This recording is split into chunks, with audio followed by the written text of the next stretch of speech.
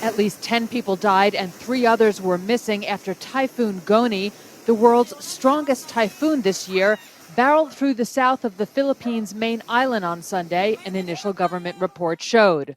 More than 300 houses were buried under volcanic rocks and mud flows from Mayon volcano in severely hit Albay province south of Manila.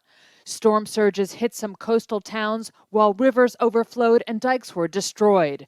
Several people are suspected of having been buried alive.